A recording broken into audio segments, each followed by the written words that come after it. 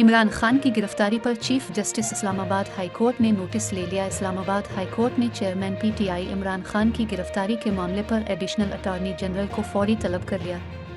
Islamabad high court ने IG Islamabad और secretary दाखिला को भी तलब किया है। चीफ जस्टिस आमिर फारूक ने पूछा कि ये किस तरह हुआ है, इमरान खान को किस केस में गिरफ्तार किया गया है, अगर नहीं बताया गया तो वजीर आजम को तलब करूंगा।